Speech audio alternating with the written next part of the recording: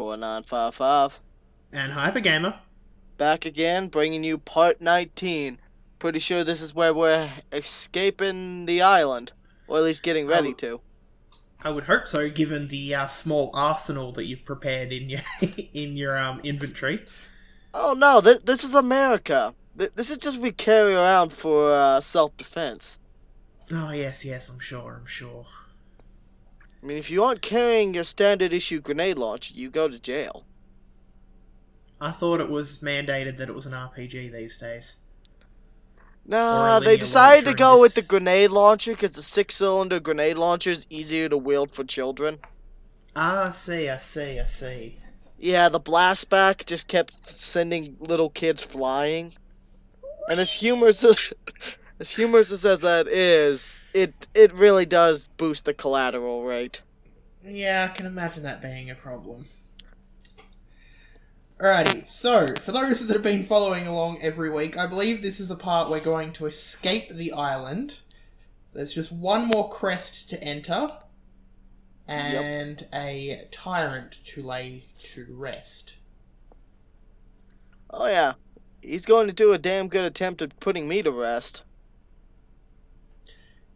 Do you actually die to the tyrant in this? No, but he does beat the unholy shit out of me. That's the reason why my first aid supplies really diminish. And you saw how many first aid sprays I had.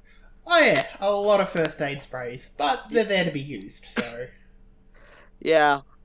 Honestly, this is probably going to be the hardest of games for me to do. Like, you know how Resident Evil 2, I just have everything hoarded. I have like 60, 70 shotgun shells by the end of the game, just blasting my way through everything. Yeah, for sure. Unlimited health. Yeah, that's going to be pretty difficult for me to pull off in Code Veronica. I was going to say, I know I've been saying this for weeks, but I am probably going to do a playthrough of it later in the week. I've finally got a week off, so I'm going to be streaming something. Nice. I actually accidentally did have like 30 or 40 shotgun shells at the end of the game. Oh, did you forget about it? No, it's just... because my Resident Evil 2 nature kicked in, basically where I could serve all the ammo I can. Yep. Yeah, you know how... you've seen me play Resident Evil 2. You know I hoard ammo like a motherfucker. Oh yeah, for sure. That being said though, this is actually the one game that I have run out of ammo in before. Yeah. I have never run out in Resident Evil 2. Resident Evil 1 I've come close, but I also know how to actually knife that game, so... You mean with the pause trick? With the what? No, I have actually beaten that game legit. And I'm actually slightly disappointed because I didn't realise there is a glitch that you can use with Elder Crimson Head. I actually beat him the legit way, and that was a nightmare. Oh, you talk about the remake. Oh, I just blasted his ass to death with a shotgun. No, what I'm saying though is I've actually done a knife-only run of that game. Ah. Ooh. You're a bad man. Elder Crimson Head's actually the worst boss. Now, you know what the worst boss is? What? Forest Spear in One Deadly Zombie mode. Oh, I didn't knife on that. Jesus. I'm not insane. That's just a... I watched a live stream where the one... You know the claws... You know the other room on the yawn floor? You know where you can go up the stairs? Yes. He popped out from behind the cupboard where he pushed it. I know. So that's a fun one for those who may not have played Resident Evil Remake. So once you beat the game on both... I think it's once you beat the game twice. And you have to have beaten it on both Jill and Chris. You unlock one dangerous zombie, where a bunch of zombies are replaced with Forrest, so the Dead Stars member, who runs as fast as a Crimson Head, and, to make matters worse, you can't shoot him or it's instant game over. And that also means you can't use self-defense items on him. So if he bites you, he takes a chunk out of you. Yeah, you can't shoot him because you know that grenade launcher he carries? Well, he has all the grenades sitting right on his chest. Correct. It's, and yeah, there's a section in the game where you've got to push a bookcase out of the way to get part of the musical notes. And like, Yeah. there's nothing, like, it's just a dead end behind it with the musical notes, and there's a zombie there. In one dangerous zombie mode, he pops out. Like, that, he's just sitting in there. Despite the fact he's been chasing you around the mansion, you just open that and he's right there. See, Nemesis would have been so much worse if he was just a suicide bomber. Indeed.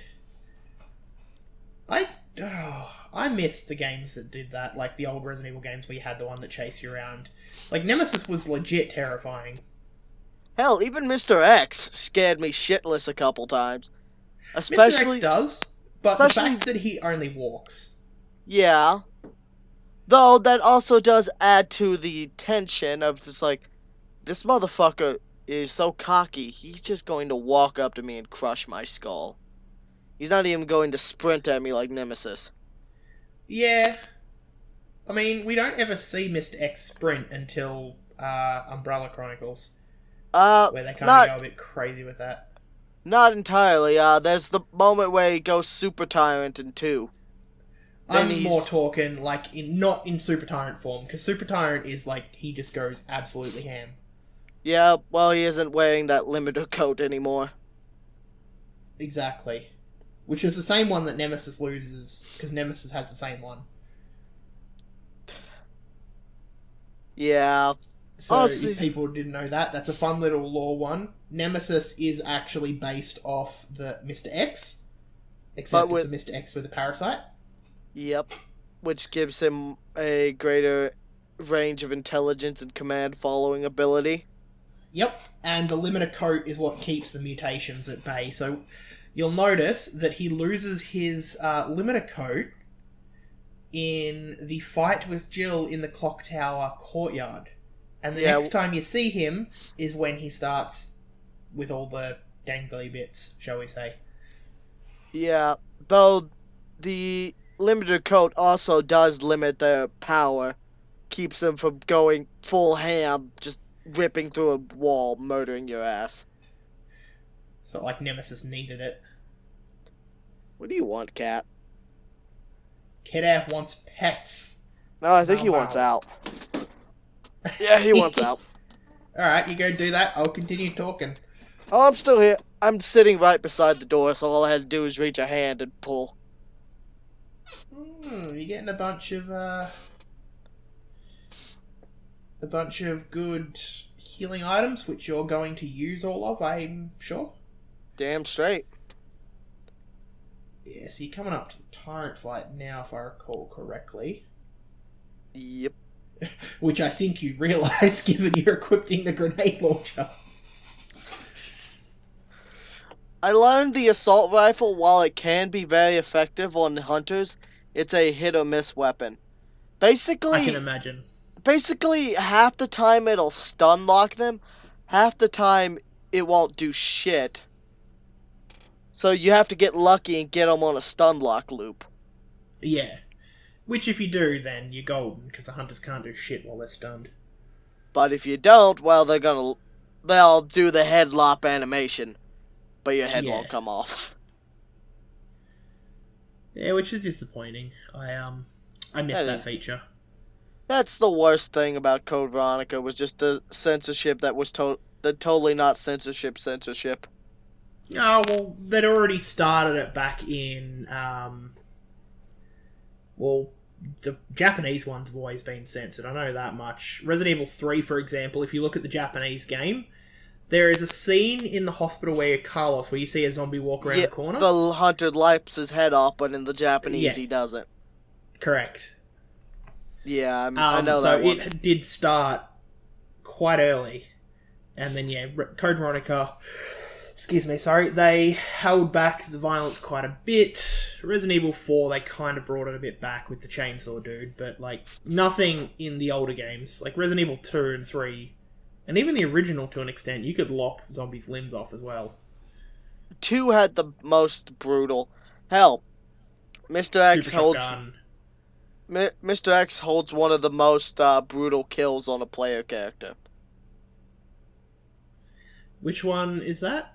That's the one where he basically beats your ass to the ground. If you don't get up quick enough, he double arm crushes you to the ground and then stomps your head with his boot and grinds it on your skull like you're a fucking trophy under him. Nice.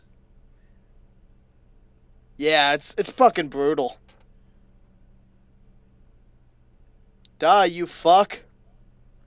He gon' hit ya. Yeah. I did some practice runs. He did punch me into the fire once just because I thought maybe, like the older games, you get him on his knees, you can run past him. No, he'll send your bitch ass flying, even That's a kneeling. that's a shame. Like, they should have actually allowed you to do that for the smart players if you can get past him. Yeah. Nah, he's basically, you have to down his ass or he won't, or you will just be forced into the fire and killed instantly as soon as you touch the fire. That's unfortunate. Yeah. So you're in not only do you have the big timer on the screen, but you got the soft timer of when he reaches you and punches you in that fire, you're dead. Yeah, of course. I mean, that's not the tough tyrant fight, though. The one in the aeroplane's the one that's really difficult. Oh yeah. Super tyrant form. I still And I love the mean, bait and switch in this game. It's like, oh, you thought this quick? You thought this game was gonna be over. We've been going for a couple hours now. Like, cause right now we're at the point where we've gone past my 2 series. yeah, and that's true. Like, we've gone past the 2 series, so it's a long game. And not only that, like, we've got all of the tropes that you have for a traditional Resident Evil game, where you've got like, when you've got the self-destruct sequence, you've got the tyrant fight, and you're now doing your escape, and you've still got the self-destruct going. So, you are right, it's a brilliant bait and switch, because this is all of the tropes that Resident Evil has at the end game for other games. But this is only halfway. It's brilliant. Yeah. It's honestly my one Code Veronica game, though I've played it very little, it's earned a place in my heart. Just because, like, you cheeky son of a bitch. It's also the first Resident Evil game with fully 3D backgrounds. Yeah. Which deserves a lot of credit for, IMO. Oh yeah, so I was playing that Alone in the Dark. That's a pretty cool game. Yes, it's been a long while since I've played it, but I do thoroughly enjoy it.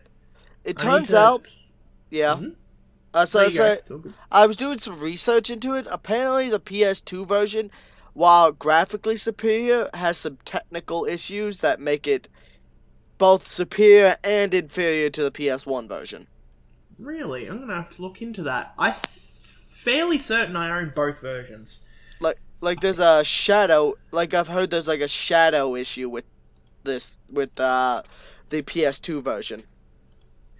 Bear with me 1 second. Let me look this up. I've got photos of all my games. Um...